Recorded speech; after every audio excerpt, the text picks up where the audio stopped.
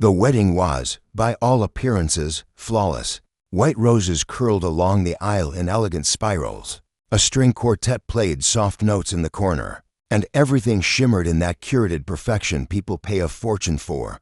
My brother Ethan stood at the altar, hands trembling slightly, his face caught somewhere between joy and disbelief. For all the chaos we'd endured growing up our parents' venomous divorce, the burdens of inheriting a crumbling family business, it felt like he had finally reached a moment of calm. His bride-to-be smiled from behind her veil, radiant, graceful. I stood beside my wife, Hannah, her hand tucked into mine, wrapped in a deep navy dress that fit her like moonlight hugging water. She smiled too, but something about her expression didn't sit right with me. It looked practiced, stiff, her fingers curled tighter around my palm, as if anchoring herself to a ledge only she could see. I chalked it up to exhaustion. She never liked weddings, too much small talk, too many eyes. But then, just as the officiant opened his mouth and the soft buzz of anticipation settled over the room, Hannah leaned in, her breath brushing my ear. "We have to leave, now." The words were a slap against the moment. I turned, startled. "What? Are you okay?" She didn't meet my eyes. "I'll explain in the car," she whispered, urgency behind every syllable. "Please, just don't make a scene." A chill ran down my spine, sharp and wrong. Round us, no one seemed to notice. Glasses clinked, smiles held. Ethan looked euphoric. His bride seemed ethereal. My heart pounded, but I stood, murmured a quiet excuse, and slipped out the side door. With Hannah, the drive was long and suffocating. Neither of us spoke. The weight of her silence crushed the air in the car. I stared at the road. She stared at nothing. My mind raced. Was someone sick? Had something happened at home? Why now? Why here? It wasn't until 20 minutes later, when the glow of the city lights started smearing across the windshield, that I finally broke. "Hannah, what the hell is going on?" She didn't answer right away.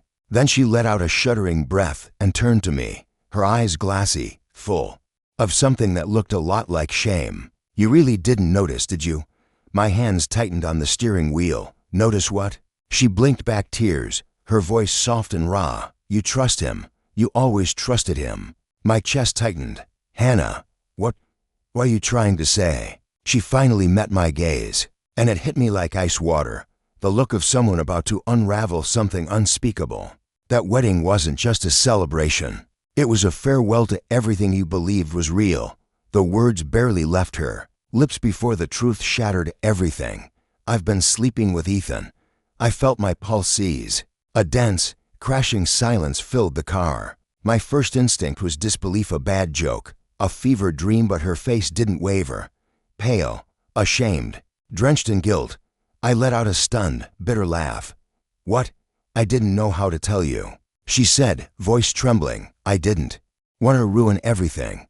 But then I watched her walk down the aisle and realized I was nothing. I was just another one of his conquests. The silence stretched out. My heart pounded in my throat. "You're telling me," I said slowly, voice hard, "that not only did you cheat on me, but now you're upset because he didn't choose you?" "I'm not asking for forgiveness," she said. "I just need to warn you." "Warn me?" She reached into her bag and pulled out an envelope. Inside were photos timestamped, intimate, damning. Ethan with other women, hotel rooms, stolen moments. One of them dated just 2 nights before the wedding. "I think the whole marriage is a setup," she said. "He never loved her. He told me she was connected. Marrying her would unlock things for him. He called it his golden key." I remembered how, just last year, Ethan's business had nearly collapsed. He'd mentioned a lucky investment, but there was no trace of it in the books. Now it made sense. This wasn't just betrayal, it was strategy, a calculated union designed to elevate him. I pulled over. The rage that built in me didn't burn hot. It was cold, focused, precision in the shape of vengeance. I wasn't going to scream. I wasn't going to sob. I was going to burn everything he built, quietly, completely. The next day, I started gathering information.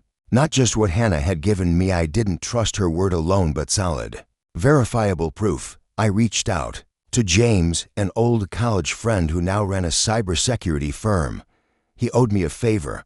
Within a week, We cracked into Ethan's online life, metadata, burner emails, a forgotten business phone never wiped clean, and what we found was nuclear. Dozens of hotel reservations under aliases, transactions in cash to multiple women, photos, texts, every detail chronicling a double life woven in lies. And the crown jewel, a message sent to a friend. Marrying Alyssa is the smartest financial move I've ever made. Her dad signs blank checks. All I have to do is smile and play perfect husband for a few years. That halo Ethan polished so carefully, I was about to drop it in acid. Alyssa, his bride, wasn't just some girl. She was the daughter of Gerald Langdon, a name that turned boardrooms quiet. The man practically owned the city's skyline, ruthless, brilliant, and loyal, especially to his daughter. I crafted an email, urgent, your son-in-law's double life. 2 days later, I was sitting across from Gerald in his private office, binder in hand. Every page told the story Ethan wanted buried. Gerald flipped through in silence. His expression never changed, only his grip on the binder tightened. You did the right thing coming to me, he said when he finished. Leave this with me, I'll take care of it. And that was the moment I knew Ethan's house of cards wasn't going to collapse. It was going to implode, but I wasn't done. Hannah still had access to Ethan's circle texts, emails, gossip threads. I asked her for one last thing, full access. She agreed. Guilt, desperation, redemption, whatever the reason, she handed me the keys to the kingdom. I compiled it all, screenshots, names, photos, a file so damning it could destroy everything Ethan touched.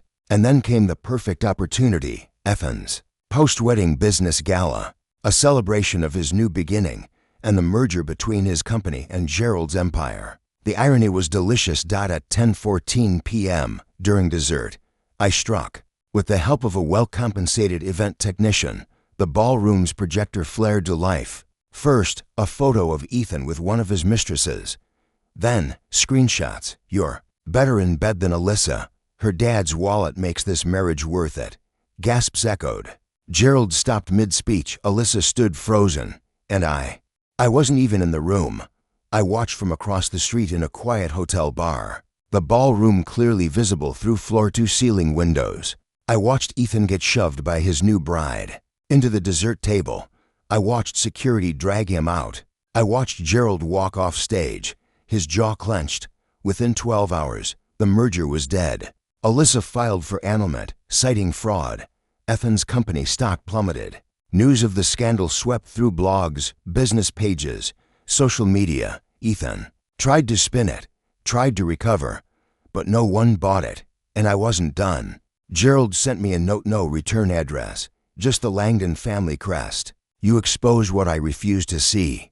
You have my respect. If you ever want to discuss the future, my door is open. I didn't need his help. The respect was enough. 11 months have passed. Ethan's startup failed. Investors fled. Lawsuits mounted. He now lives in a rundown apartment, calling old friends for second chances. Most don't answer. Alyssa disappeared, possibly to Europe. Good for her. She deserved a clean slate. Hannah wrote me once, a long email full of regrets and clarity. I read it. I didn't reply. Now I live by a lake, 2 hours from the city. A quiet cabin. Black coffee, books, mornings where I hear birds, not betrayal. I met someone, kind, uncomplicated, real. One day, during a walk through the woods, she said, "You've been through hell, haven't you?" I smiled. Yeah, but I made it out. And in the end, that was the revenge. Not the public humiliation, not the collapsing empire, not the whispers or scandal. The real revenge was this peace. A life so whole, so far beyond the reach of the liars that they disappear in the rear view. No shouting, no vengeance, just silence. And in that silence, they crumble.